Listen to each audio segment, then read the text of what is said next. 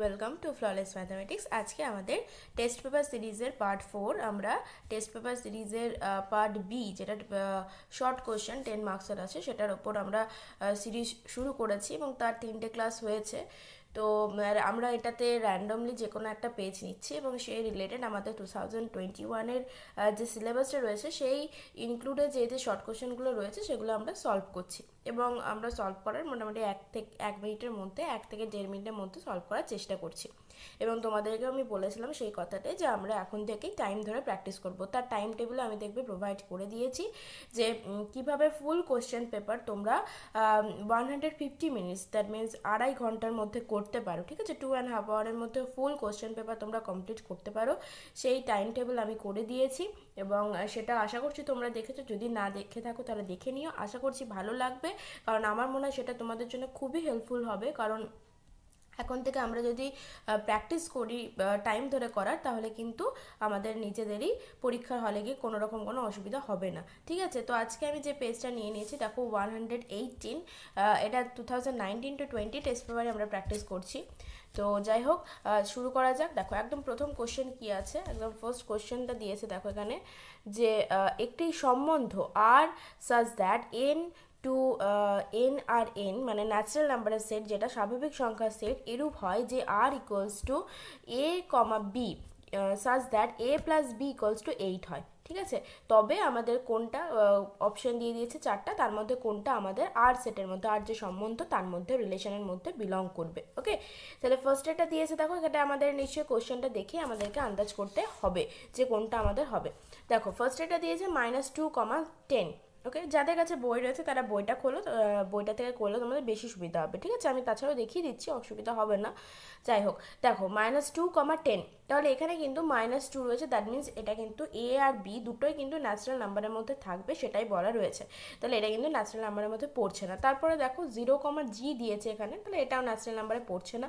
10/3, 14/3 এই দুটো আমরা এ বি যদি কনসিডার করি, তাহলে আমাদের শর্ত অনুযায়ী কিন্তু স্বাভাবিক সংখ্যার সেটে কিন্তু এ আর বিটা পড়ছে না, সুতরাং এটাও ক্যান্সেল। তাহলে এ বি সি 3টে ক্যান্সেল হয়ে গেল। ডি এরটা আমরা দেখবো, ডি এরটা দেখো 3, 5 রয়েছে, তার মানে 3টাও ন্যাচারাল নাম্বার, 5টাও ন্যাচারাল নাম্বার, এবং দুটো প্লাস করো, 3 + 5 = 8 আসছে। এখানে আমাদের কন্ডিশন ছিল যে এ আর বি দুটোই স্বাভাবিক সংখ্যা হতে হবে এবং এ প্লাস বি = 8 হতে হবে। তাহলে 3 + 5 = কিন্তু 8 হচ্ছে। তাহলে আমাদের অপশন কোনটা হবে না, 3, 5 এটা আমাদের আর এর মধ্যে বিলংস করছে। ঠিক আছে, তাহলে এখানে আমাদের, আমি আনসারটা শুধু এখানে লিখবো, সেটা হচ্ছে 1-এর একেরটা আমরা পেলাম 3, 5 বিলংস টু আর। এখানে যে কন্ডিশনগুলো ছিল 3 আর 5 দুটোই ন্যাচারাল নাম্বারের সেটের মধ্যে বিলংস করছে এবং 3 + 5 = 8 হচ্ছে। ঠিক, তাহলে দুটো কন্ডিশনে আমাদের কিন্তু স্যাটিসফাই করছে। এরপর পরেরটাতে আমরা চলে যাই। আচ্ছা, পরেরটা দেখো ট্যান ইনভার্স মানে ইনভার্স ট্রিগোনোমেট্রিক ইনভার্স সার্কুলার ফাংশনের মধ্যে পড়ছে, যেটা আমাদের নেই। তার পরেরটাতে আমরা চলে যাব। ঠিক আছে, দেখো কি দিয়েছে, যদি একটি প্রকৃত লম্ব ম্যাট্রিক্স হয় তবে ডিটারমিনেন্ট অফ এ কত হবে। আমি তোমাদের যখন মেন সেশনে করাচ্ছিলাম তখন এই জিনিসগুলো আমি বলে দিয়েছিলাম, যখন এ একটা প্রকৃত লম্ব ম্যাট্রিক্স হবে তখন ডিটারমিনেন্ট অফ এটা = 1 হবে, আর যদি অপ্রকৃত হয় তাহলে -1 হবে, তাই তো। তাহলে সেটাই শর্ট কোশ্চেন হিসেবে এখানে দিয়ে দিয়েছে। আমি দেবে তখনও করানোর সময় বলেছিলাম যে এটা আমাদের শর্ট কোশ্চেন আসে। তাহলে এখানে বলেছে প্রকৃত লম্ব ম্যাট্রিক্স হবে। ঠিক আছে, তাহলে প্রকৃত লম্ব ম্যাট্রিক্স হবে যদি ডিটারমিনেন্ট অফ এ = 1 হয়। ঠিক আছে, দ্যাট মিনস এখানে বি এর অপশনটার সাথে মিলছে। আর অপ্রকৃত হতে গেলে আমি এখানে তার সাথে একটা লিখেও দিই, অপ্রকৃত লম্ব ম্যাট্রিক্স হবে যখন ডিটারমিনেন্ট অফ এ = -1 হয়। ঠিক, এটা out of the question, but এটা আমাদের কিন্তু প্রকৃত যখন এসছে অপ্রকৃত আসতেই পারে, সুতরাং আমি বলে রাখলাম। ঠিক, এরপরেরটা দেখো, চারেরটা কি দিয়েছে, চারেরটা দেখো একটা ইন্টিগ্রেশন দিয়েছে, integration 1 to 3 mod of x - 2 dx। তাহলে মড দিয়ে দিয়েছে, দ্যাট মিনস এটা কিন্তু সাধারণ ইন্টিগ্রেশনের মতো হবে না যে আমরা দুটোর পরপর সূত্র বসিয়ে দিলাম হয়ে যাবে, সেটা কিন্তু নয়। এখানে আমাদেরকে লিমিটের মান অনুযায়ী আমাদের কিন্তু দুটো আলাদা ফাংশন বের করতে হবে। এখানে কি দিয়েছে, mod of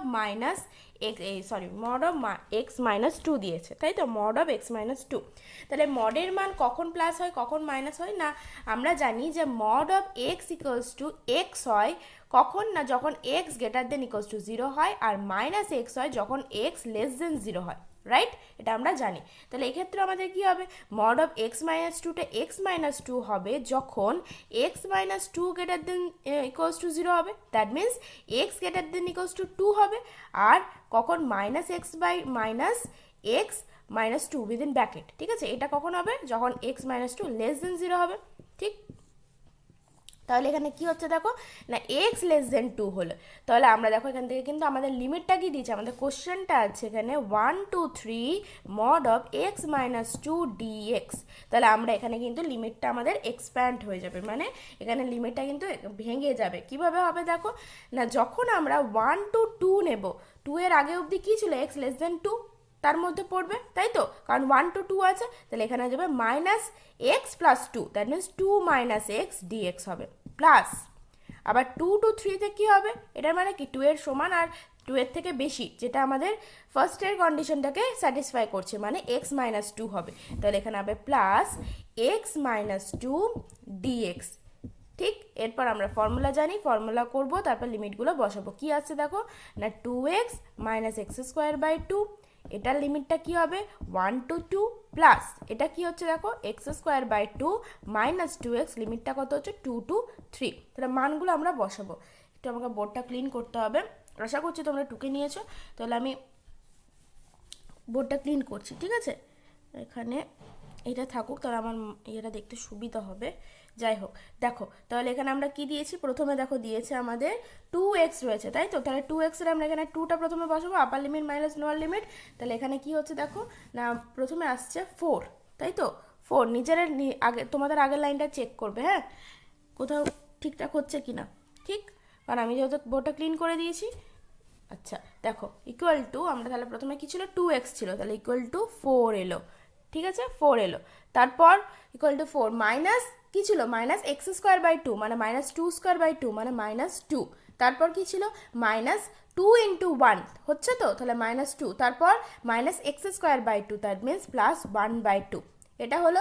তারপরের লিমিটটা প্লাস দিয়ে কী ছিল আমাদের, x square by two minus 2x, আর আপার লিমিট ছিল 3, তার মানে এখানে 9/2 মাইনাস 6, তারপর কি ছিল 2 ছিল, তাহলে এখানে কত হচ্ছে minus 2 square by two, 2 square by two মানে মাইনাস 2, তারপর ছিল আমাদের minus 2x, that means plus 4 হয়ে যাচ্ছে, তাই তো? কারণ আপার লিমিট মাইনাস লোয়ার লিমিট, তাহলে এখানে মাইনাস হয়ে যাচ্ছে। কত হচ্ছে দেখো এখানে, আচ্ছা দাঁড়াও, হেজেই চলে আসছে কেন, হ্যাঁ ঠিক আছে। তাহলে এখানে কত আসছে দেখো এখানে না, 4 মাইনাস টু প্লাস 4, এটাকে ক্যান্সেল করে দাও, ঠিক আছে? এইভাবেই ক্যান্সেল করো।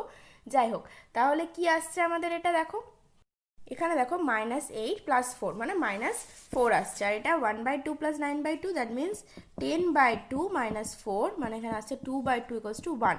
কোন অপশনের সাথে মিলছে আমি এবার চেক করবো, এখানে আমাদের ডি অপশনের সাথে মিলছে, তাহলে ডি এরটা হবে আনসার। আচ্ছা, তারপরের অঙ্কটা দেখো কি দিয়েছে, y equals to cos x degree হলে ডিডি এক্স অফ y এর মান কত। আচ্ছা, তাহলে এটা ডি অপশন, ঠিক আছে? প্লাস 4টা ইরেজ হয়ে গেল, যাই হোক। আচ্ছা, 5এরটা এটা, তাই তো? দেখো y ইকুয়ালস টু এখানে দিয়েছে cos পাই বাই 180, ঠিক? cos পাই 180, তাহলে এখানে আমরা কি করতে পারি দেখো, সরি পাই 180 নেই, cos x ডিগ্রি দিয়েছে, y equals to cos x degree. আচ্ছা, cos x ডিগ্রি মানে এখানে কি করতে পারি না, আমরা জানি 1 degree equals to pi by 180 radian, তাই তো? তাহলে এখানে আমরা কি করতে পারি দেখো না, এখানে x ডিগ্রি আছে, তার মানে এটা পাই ইকুয়ালস টু আমরা লিখতে পারি cos pi x by 180 radian, ঠিক? এরপর আমরা কি করব, ডেরিভেটিভ করব। আচ্ছা, cos x এর ডেরিভেটিভ আমরা জানি মাইনাস সাইন এক্স, তাহলে এখানে ডিডি এক্স অফ ওয়াই, এখানে কি হবে না মাইনাস সাইন এক্স, কিন্তু এখানে এক্স এর জায়গায় কি আছে, pi x by 180, that means into কি হবে pi by 180 into pi by 180, তাহলে pi by minus pi by 180 into sine, আবার এটা কি হয়ে যাবে এক্স ডিগ্রি হয়ে যাবে, কারণ আমরা কস এক্স ডিগ্রির জায়গায় এই রেডিয়ানটা এনেছিলাম, তাহলে minus pi by 180 sine x degree, এটা হচ্ছে আনসার। এখানে অপশন এর সাথে মিলেছে, ঠিক আছে? তাহলে এটা হচ্ছে আনসার। এর পরেরটা দেখো কি দিয়েছে, মূল বিন্দুতে y equals to x to the power 3/2 বক্রটি স্পর্শকের সমীকরণ হবে। কি হবে? আচ্ছা দেখো, এটা হচ্ছে 6টা। y equals to x to the power 3/2, এটা হচ্ছে আমাদের কোশ্চেনটা। তাহলে y equals to x to the power 3/2, প্রথমে আমরা কি করি না, প্রথমে আমরা ডেরিভেটিভ নিয়ে নিই, তাই তো? তাহলে ডেরিভেটিভ করলে কি হচ্ছে দেখো, 3/2 into x to the power 3/2 minus 1, that means 3/2 x to the power half. তারপর এটা তাহলে প্রবণতা কি হয়ে যাবে, স্পর্শকের প্রবণতা হবে না d d x of y at x1 y1 বিন্দুতে। তাহলে এখানে কোন বিন্দুতে দিয়েছে, মূল বিন্দুতে, মানে 0 0 বিন্দুতে, তাহলে এটা 0 আসছে। আর স্পর্শ বিন্দু কি দিয়েছে, 0 0 পয়েন্ট, মূল বিন্দু বলেছে, তার মানে কি 0 0 বিন্দু, তাহলে স্পর্শ বিন্দুও কিন্তু 0,0ই দিয়েছে, 0,0ই দিয়েছে। ঠিক আছে, তাহলে এখানে আমাদের সমীকরণটা কিভাবে হবে, সমীকরণটা আমাদের বের করতে হবে। তাহলে সমীকরণটা আমরা বের করব, দেখো কিভাবে বের করব আমরা না, সমীকরণটার ফর্মুলা আমরা জানি। এখানে কি হয়ে থাকে সমীকরণের ফর্মুলা, বা সমীকরণের ফর্মুলা হয় y মাইনাস y1। তাহলে এখানে লিখবো স্পর্শকটির সমীকরণ, স্পর্শকটির সমীকরণ equals to y minus y1। তাহলে এখানে y1টা 0 equals to f dash x1 মানে 0 ইন্টু x মাইনাস x1টাও 0। তাহলে y ইকুয়ালস টু 0, এটা হচ্ছে সমীকরণের স্পর্শকটির সমীকরণের আনসারটা। ঠিক আছে, তাহলে কত অপশনের সাথে মিলছে এখানে দেখো, এখানে আমাদের বি অপশনের সাথে মিলছে। ঠিক, তাহলে বি অপশনটা হচ্ছে আনসার। এরপর তারপরেরটা কি দিয়েছে আমরা দেখব, তারপরটা আছে, তারপরটা ভেক্টর অ্যালজেব্রা থেকে দিয়েছে, যেটা আমাদের নেই। তারপরেরটা দেখো 8, নাম্বার 8এরটা, x minus 2 divided by 1 equals to y minus 3 divided by 1 equals to z minus 4 divided by minus k, এবং x minus 1 divided by k equals to y minus 4 divided by 2 equals to z minus 4 divided by 1। সরল রেখা দুটি সমতলীয় হবে যদি k এর মান কত হলে। আচ্ছা, তাহলে এখানে আমাদের নাম্বার 8, আমরা জানি দুটো সরলরেখা সমান্তরাল সমতলে থাকবে যখন কি হয় না, তাদের যে দিক অনুপাতগুলো, দিক অনুপাত মানে কোনগুলো না, x/2 মাইনাস 1, এটা a b c, তাই তো, y মাইনাস 3 ডিভাইডেড বাই 1, এই যেগুলো হচ্ছে দিক অনুপাত, আর তারপর z minus 4 divided by minus k। তাহলে এটা একটা সরলরেখা সমীকরণ, যার প্রথম সরলরেখা সমীকরণ, যার দিক অনুপাতগুলো হচ্ছে কি, এই যে a b c মানে 1 1 মাইনাস k। তারপরের দিক অনুপাতগুলো, সরলরেখা দিক অনুপাতগুলো কোনগুলো, সরলরেখা সমীকরণটাকে লিখি, x minus 1 divided by k equals to y minus 4 divided by 2 equals to z minus 4 divided by 1, এইগুলো, তাই তো। তাহলে এখানে দ্বিতীয় সরলরেখার দিক অনুপাত এগুলো। এবং আমরা কি জানি না, আমরা জানি যে আমাদের যদি দিক অনুপাত একই সমতলে দুটো সরলরেখা তখনই থাকবে যদি দিক অনুপাতগুলো সমান হয়। তাহলে এখানে k ইকুয়ালস টু কত পাচ্ছি, 1 পাচ্ছি। আবার তারপরেরটাতে এখানে k ইকুয়ালস টু আমরা কি পাচ্ছি দেখো, আরেকটা পাচ্ছি এখানে মাইনাস k ইকুয়ালস টু 1, মানে k ইকুয়ালস টু মাইনাস 1। তাহলে k এর মানগুলো আমরা কি কি পেলাম, 1 আর মাইনাস 1, মানে a অপশনের সাথে আমাদের মিলে যাচ্ছে। ঠিক আছে, এটা হলো। এরপর কি দিয়েছে দেখো, এর পরেরটা দিয়েছে আমাদের 9-এর অঙ্কটা দিয়েছে দেখো, পি অফ এ দিয়েছে, পি অফ বি দিয়েছে, P of A intersection B equals to দিয়েছে 2/9। তাহলে P of A by B এর মান কত। আচ্ছা, তাহলে P of A by B এর ফর্মুলাটা কি হয়ে থাকে আমরা জানি না, পি অফ একদম লাস্ট অঙ্ক, কারণ তারপর একটা দ্বিপদ বিভাজনের থেকে দিয়েছে, সেটা আমাদের নেই। তাহলে P of A by B, এটার ফর্মুলা আমরা কি জানি বলো তো, P of A by B এর ফর্মুলা জানি P of A intersection B divided by P of B. আমি মনে রাখার একটা ট্রিকও বলেছিলাম, যে যেটা নিচে থাকবে তার প্রবাবিলিটিটা আমাদের হরে থাকবে। ঠিক আছে, আর ওপরেরটা যে কোনো ক্ষেত্রে বি বাই এ হোক, এ বাই বি হোক, ওপরেরটা P of A intersection B হবে। এটা এই ট্রিকগুলো আমি তোমাদের শিখিয়েছি ছোটোখাটো।